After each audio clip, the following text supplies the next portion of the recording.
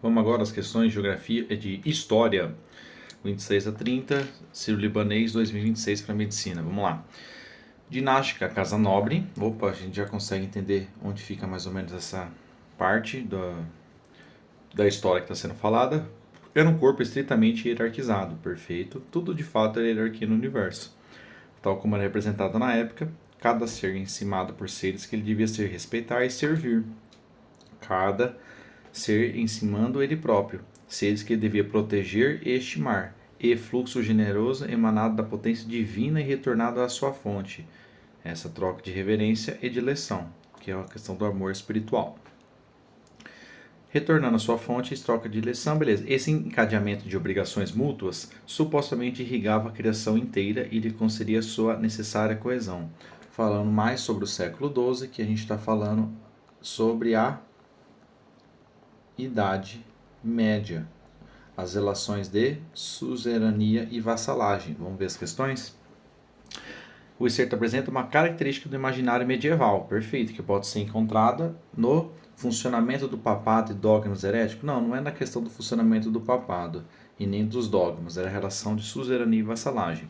Na estrutura das famílias e na dinâmica das relações vassálicas, sim, é a questão da família, como que a família estava sendo vista ou como estava sendo a sua cultura nessa época e a dinâmica principalmente das relações de suzerania e vassalagem. No emprego do trabalho de escravizados, não, e no tráfico atlântico também não, totalmente fora. Nas relações de trabalho entre servos, beleza, e nas rebeliões rurais, não estava. Isso até existiu as rebeliões rurais, mas não estava nem falando sobre a questão do excerto, a questão de servir, casa nobre, hierarquia. Na utilização de terras agricultáveis, nenhum momento falou disso, e na migração de camponeses para a cidade, também não falou nada disso. 27. O segredo do sucesso da fábrica, o motivo da sua adoção, é que ela tirava dos operários e transferia aos capitalistas o controle do processo de produção. Sim, que agora o operário ele não estava tentando fazer, ele não fazia mais atividade e ficava para ele. Quem controla a produção agora é a parte dos donos, os grandes senhores de indústria. Disciplina e fiscalização podiam reduzir os custos na falta de uma tecnologia superior, ou seja, usava as questões dos operários e toda a questão dos maus tratos, trabalhos, imensas jornadas de trabalho, baixa remuneração. Segundo o excerto, o sucesso de implantação do modelo de fábrica do século XVIII deve-se à baixa remuneração dos trabalhadores, ok, e aos grandes lucros obtidos pelos patrões capitalistas. O sucesso da implantação não foi por causa disso, isso foi uma consequência os lucros obtidos. Então não se encaixaria essa. B. Ao desenvolvimento de novas fontes de energia. E aceleração do processo de produção industrial? Não, o sucesso não foi por causa disso. Teve novas fontes de energia, tudo, mas tá meio certa, vamos dizer assim. Vamos ver a C. A concentração dos operários no mesmo espaço, ok, de produção, e a divisão de funções exercidas pelos trabalhadores, a exemplo do Fordismo. Isso que realmente teve seu sucesso, principalmente a questão que ele fala, o controle do processo de produção, ou seja, ele dividia os operários em vários setores. Aos castigos físicos aplicados aos operários? Não. E a ausência de especialização dos trabalhadores para o trabalho fabril? Sim, eles tinham, não é que tinha uma ausência de especialização, eles tinham que ser ensinados para isso. Mas isso não foi o sucesso da implantação do modelo, e sim da questão de poder fazer os operários se dividirem em cada um fazer sua função. Ao aperfeiçoamento do maquinário, não tinha tanto aperfeiçoado assim, a capacidade de distribuição das mercadorias produzidas pelos capitalistas, não. Então, alternativas 27 a C. Agora temos aqui, analise duas obras de Jean-Baptiste Debret, a obra 1, Aquarela, de 1824, e a obra 2, uma gravura de 1835, ambos na época ainda de escravidão. Vamos ver, a primeira então está mostrando a imagem, na questão, por exemplo, de vias públicas, né, que a gente pode analisar pelas entradas do lugar, das cidades, a maioria das vezes só pessoas afrodescendentes e por aí vai. E aqui temos na parte 2, olha só na obra 2, temos uma questão mais que aparentemente aqui é um caucasiano com outros afrodescendentes em um outro local também que estava sendo realizado esse tipo de atividade ou trabalho. As duas obras revelam africanos escravizados por outros africanos, não necessariamente outros africanos, não. Nas suas comunidades de origem, não é isso. Libertos atuando sob contrato em serviços públicos, não, isso é época da escravidão ainda, não estavam libertos. Escravizados trabalhando em serviços para a administração pública e também em oficinas, como foi mostrado aqui na imagem 2. Beleza, tá ótima essa. E a D?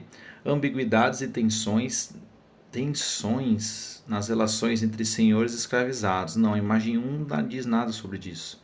E afro-brasileiros trabalhando com mão de obra especializada no serviço público. Não necessariamente só no serviço público, beleza?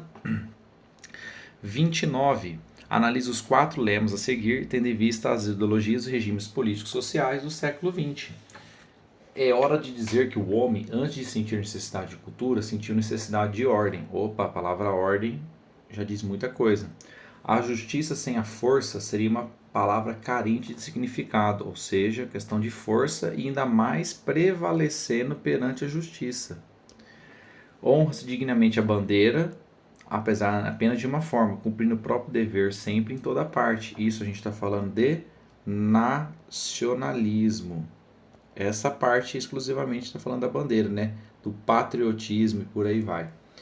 É o arado que traz o suco, mas é a espada que defende. Quando ele fala da espada, aí ele já está falando já do militarismo. E o que fala de ordem, força, nacionalismo e militarismo? Unicamente o fascismo dentro dessas questões. Uma questão bem detalhada sobre a questão do fascismo, que é o que diz sobre tudo. Última, falando sobre o elefante e uma cobra, falando do AI-5, o ato institucional número 5, considerado o mais violento e o mais que censurou as pessoas durante o regime militar. Te cuida que a barra está passando nas cobras, mas eu não sou cobra. Prova para eles, ou seja, mesmo que é evidente que ele seja um elefante, ou melhor dizendo, mesmo que é evidente que não seja uma cobra, não tinha como provar por causa das restrições políticos sociais da época. Então, a Sarge satira a crise de representatividade no Brasil no período pós-redemocratização. Uma pena, né? Porque o pós-redemocratização é após o regime militar, não durante. Expõe a ausência de garantia dos direitos civis. Sim, não tinha garantia dos direitos civis no Brasil durante o regime militar. Perfeito. Vamos ver os demais? Revela desigualdade social no período de redemocratização, não foi no período de redemocratização. E realmente tinha uma leve desigualdade social, porque não necessariamente que foi isso que foi abordado na charge. Critica a ascensão da extrema-direita no Brasil no regime militar. Não é uma crítica à questão da extrema-direita, sim, mas uma crítica social, beleza? E ironiza a ingenuidade dos brasileiros em meio ao processo de redemocratização. Também não é um processo de redemocratização e em nenhum momento ele fala da ingenuidade do brasileiro. Então essa aqui seria a B. Essas foram as questõezinhas de história.